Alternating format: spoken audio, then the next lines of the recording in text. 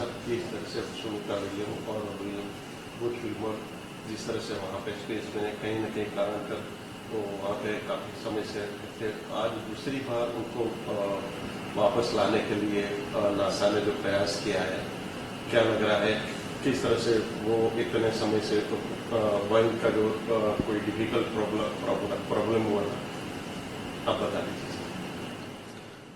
तो जैसा कि आपको पता ही होगा कि बोइंग का जो स्टारलाइनर स्पेसशिप था, तो उसका प्रयोग पहली बार हो रहा था, तो वो उनको लेकर के अवकाश में गया था और वहाँ पे स्पेस स्टेशन पे डॉकिंग किया था। उसके बाद उसको वापस आना था, बट उसमें कुछ मुश्किल आने से, खराबी सर जाने से ये निर्णय किया गया कि अभी उनको स्टारलाइन में वापस नहीं भेजेंगे, पर उनको एक सेपरेट क्रू मिशन के द्वारा वापस धरती पे नीचे भेजा जाएगा, क्योंकि वो जो बोइंग का जो स्पेसशिप था वो अभी प्रयोगात्मक रूप से उसका उपयोग हो रहा था, तो वो रिस्क आदमी के लिए उसमें रिस्क लेने की कुछ जरूरत नहीं थी, इसलिए उसको ऐसा निर्णय किया गया कि उनको कुछ समय तक space station, international space station पे ही रहने देते हैं और उसके बाद उनको क्रू मिशन के द्वारा नीचे लाया जाएगा। और हुआ ये कि जैसा कि आपको पता होगा कि नासा का जो स्पेस इंटरनेशनल स्पेस स्टेशन का प्रोग्राम है, उसमें हमेशा एवरी 6 मंथ वो लोग ये क्रू मिशन भेजते हैं। तो क्रू लाइनर जो अभी जा रहा है 10वां नंबर का, जो पहुंच चुका है वहां पर तो ये 10वां मिशन है, तो वो एवरी 6 मंथ ही यहाँ से पृथ्वी से ऊपर अवकाश की ओर रवाना होता है। तो उस तरह से वो जुलाई में लगभग सुनीता विलियम्स और उनके जो साथी थे विल्मोर, दोनों वहाँ पे डॉक हुए थे और उसके बाद अगला मौका था सितंबर में। पर सितंबर में जो क्रू वहाँ पे थे उनको 6 महीना हो चुका था, तो उनको नीचे लाना वहाँ पृथ्वी पे वो पहली प्रायोरिटी थी। तो इस तरह से सितंबर के क्रू मिशन में उनको नहीं ला पाए थे। तो इसी तरह उनका जो अवकाश में रहने की जो अवधि है वो लंबी होती गई। तो इस तरह से लगभग 8.5-9 महीने बाद अभी वो पृथ्वी पे वापस आएगी। तो और जैसा कि आपको पता होगा कि नासा रेगुलरली जो बोलते हैं कि कार्गो मिशन तो भेजता ही रहता है, बट कार्गो शिप अलग प्रकार की होती है, उसमें अवकाश यात्री ट्रैवल नहीं कर सकते। इसलिए हालांकि कार्गो शिप रेगुलरली वहाँ पे स्पेस स्टेशन पे जाती रहती है, बट उसमें अवकाश यात्री नीचे लाने की कोई प्रावधान नहीं है। तो ये प्रावधान खाली क्रू मिशन में है। तो क्रू लाइनर जो कि कल यहाँ से रवाना हुआ, क्रू लाइनर 10, तो वो सीरीज में अभी वो वहाँ पे डॉक हो जाएगा। उसके बाद वहाँ पे जो already docked crew liner 9 mission है वो पृथ्वी पे वापस आएगा, और जिसमें सुनीता विलियम्स और विल्मोर वापस आएंगे, और उसके साथ साथ 2 अन्य क्रू मेंबर जो कि वहाँ पे रह रहे हैं वो भी वापस आएंगे। तो इस तरह से 4 अवकाश यात्रियों को लेके, क्योंकि एक अवकाश यान में 4 को लाने की सुविधा है, और यहाँ से जो 4 नए अवकाश यात्री गए हैं क्रू लाइनर 10 में, वो अभी वहाँ पे रहेंगे, जिसमें कि 2 अमेरिका के, एक जापान का और एक रशिया का अवकाश यात्री है। तो इस तरह से 4 ही अवकाश यात्री अभी वहाँ पे मिशन जारी रखेंगे इंटरनेशनल स्पेस स्टेशन का। और जो क्रू लाइनर 9 वहाँ पे ऑलरेडी मौजूद है वो वापस आएगा, क्रू लाइनर 10 वहाँ पे डॉक रहेगा। तो हमेशा ये इंटरनेशनल स्पेस स्टेशन पे वो लोग एक सोयूज और एक जो क्रू लाइनर है उसको वहाँ पे डॉकिंग कंडीशन में ही रखते हैं, क्योंकि वो इमरजेंसी एस्केप सिस्टम के रूप में उसका उपयोग किया जाना होता है कि कभी कुछ वहाँ पे मुश्किल आई, प्रॉब्लम, इमरजेंसी आ सकती है, तो उस समय पे जो वहाँ पे क्रू रह रहे हैं उनको बाहर निकालने के लिए इनका उपयोग होता है। और जैसा कि आपको पता होगा कि जो ये इंटरनेशनल स्पेस स्टेशन है उसमें डॉकिंग पोर्ट होते हैं। तो लगभग 2 डॉकिंग पोर्ट जिसपे कि लाइव हुई इस प्रकार के स्पेसशिप अटैच होते हैं, और ये होता है इंटरनेशनल डॉकिंग स्टैंडर्ड के मुताबिक। तो इंटरनेशनल डॉकिंग पोर्ट होता है, उसी तरह एक international docking and berthing port ऐसा नाम दिया जाता है। तो जो यान यहाँ से नीचे से ऊपर जाता है उसमें ये प्रोविजन होता है, तो ही वो डॉक कर पाता है इंटरनेशनल स्पेस स्टेशन। तो इन सब टेक्निकल रिक्वायरमेंट को देखते हुए, जैसा कि मैंने बताया कि नासा के कार्गो मिशन तो रेगुलरली जाते रहते हैं स्पेस स्टेशन पे, बट जो मैन्ड मिशन है, जो अवकाश यात्री को लेके ऊपर जाता है, वो हमेशा 6 महीने बाद ही जाता है, एवरी 6 मंथ पे वो जाता रहते हैं। तो इस तरह से इनका भी मार्च में जाना है। इसके अलावा जो दूसरा एक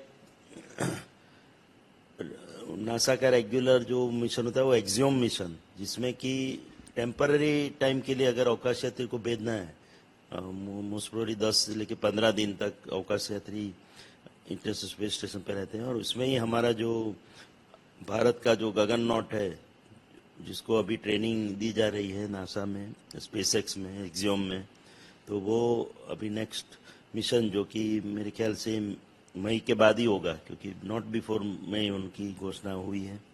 तो मई के आजू बाजू हमारा ये अवकाश यात्री भी ये जो एक्सियोम मिशन में वहाँ पे जाएगा इंटरनेशनल स्पेस स्टेशन पे, और वहाँ का अनुभव 15 दिन तक लेगा। तो ये जो स्मॉल ड्यूरेशन मिशन है, तो ये एक अलग प्रकार के मिशन एक्सियोम द्वारा नासा करता रहता है।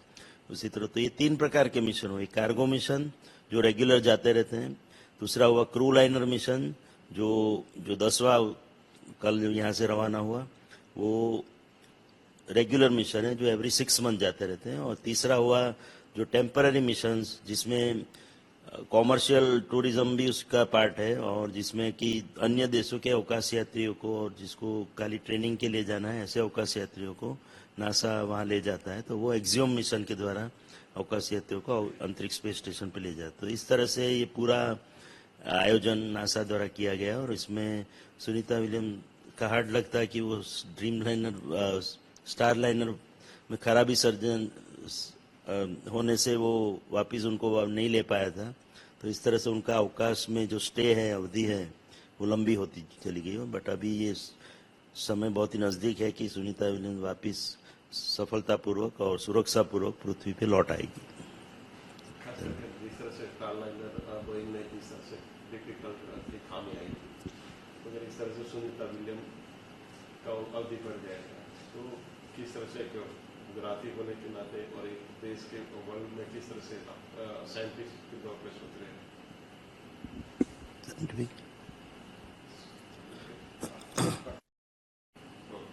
हाँ सर, बता दीजिए। तो जैसा कि आपने पूछा कि सुनीता विलियम्स इतनी लंबी अवधि के बाद पृथ्वी पे वापस लौट रही है, वो भी सलामत पूर्वक, सुरक्षा पूर्वक वापस आ जाएगी, ऐसे हमारी सबकी अपेक्षा है। तो ये एक बहुत ही खुशी की बात है हम सब के लिए।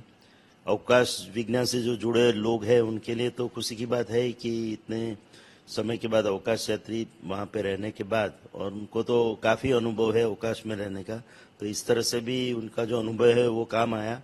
और एक भारतीय होने के नाते और अवकाश यात्री होने, अवकाश विज्ञानी होने के नाते मुझे भी बहुत खुशी है कि सुनीता विलियम्स सुरक्षापूर्वक और सही सलामत वापस पृथ्वी पे आ जाएगी, और उनका जो अनुभव इतना उन्होंने ये किया है, गेन किया है, उसके कारण अन्य अवकाश यात्रियों को उसका लाभ अवश्य मिलेगा। और खासकर भारत के परिप्रेक्ष्य में हमको ये आशा है कि भारत अपना जो गगनयान लॉन्च करने जा रहा है निकट के 1-1.5 साल में, तो इससे भी हमको भी काफ़ी प्रेरणा मिलेगी और उनसे गाइडेंस भी मिलेगा, ऐसे मैं आशा करता हूँ। भारत का एक अवकाश यात्री ऑलरेडी स्पेसएक्स में ट्रेनिंग में ऑलरेडी है, जा चुका है, और दो अवकाश यात्री गए हुए, उसमें से एक अंतरिक्ष स्टेशन पे जाएगा, इंटरनेशनल स्पेस स्टेशन पे। तो जो अवकाश में की जो अनुभव सुनीता विलियम्स और उनके जो अन्य सहयोगियों ने हासिल किया है, उसका लाभ प्रत्यक्ष और अप्रत्यक्ष रूप से हमारे अवकाश यात्रियों को भी अवश्य मिलेगा। तो ये खुशी की बात है हमारी। और दूसरी खुशी की बात यह है कि इतने लंबे समय तक सुनीता विलियम्स वहाँ पे रह के वापिस आ रही है। तो जैसा कि आपको पता होगा, अवकाश में रहना इतना इजी नहीं है, इतना आसान नहीं है, बहुत ही कठिन है, क्योंकि वहाँ पर आपको टेम्परेचर, वैक्यूम से लेके रेडिएशन की इफेक्ट सभी से आपका अनुभव से गुजरना होता है। ऑफकोर्स स्पेस स्टेशन पे तो प्रेशराइज्ड एनवायरनमेंट है, बट फिर भी जो पृथ्वी पे जो वातावरण है उस तरह का वातावरण तो आपको स्पेस में नहीं मिलेगा, ऐसे क्लोज्ड प्रेशराइज्ड वेसल में रहने के बावजूद। और उसके साथ साथ जो रेडिएशन की इफेक्ट है जो आपके बोन्स पे यानी कि हड्डियों पे होती है और अन्य आपके अंगों पे क्या उसका असर होता है, उसके बारे में अभी भी सब संशोधन चल रहे हैं। तो इस कारण भी अवकाश में रहना काफ़ी कठिन माना जाता है। और उसके जो आपके साइड इफ़ेक्ट्स होते हैं आपकी बॉडी पे, आपके शरीर पे, तो वो भी एक बहुत ही चिंताजनक इशू रहता है। तो इन सब को झेलते हुए सुनीता विलियम्स, जो कि पहले तो उनका अनुभव रहा है ये अवकाश में रहने का, बट इसके बावजूद इतने लंबे समय तक इस बार रहना पड़ा उनको। और लोग सोच रहे थे कि वापस कैसे आएगी और कब आएगी, तो अभी ये मौका और ये क्षण आ गया है कि वो सफलतापूर्वक और सुरक्षापूर्वक सही सलामत वापस पृथ्वी पे उतर जाएगी। और ये पूरे अवकाश विज्ञान से जुड़े सभी वैज्ञानिकों के लिए और हमारे जैसे जो भारतीय गर्व करते हैं हमारे अवकाश यात्रियों की इन उपलब्धियों पर, उनके लिए भी बहुत ही एक आनंद का क्षण होगा कि जब वो पृथ्वी पे वापस आ जाएगी। तो उनको सही सलामत आने के लिए हम सबकी ओर से, भारत के अंतरिक्ष प्रोग्राम की ओर से, भारतीय इंडियन स्पेस रिसर्च ऑर्गेनाइजेशन की ओर से और हमारे स्पेस एप्लीकेशन सेंटर की ओर से और पर्सनली हमारी सबकी ओर से हम उनको शुभकामनाएं देते हैं कि वो सही सलामत, सफलतापूर्वक, सुरक्षापूर्वक वापस पृथ्वी पे आ जाए और उनके अनुभव का लाभ अन्य लोगों को भी मिल पाएगा। धन्यवाद।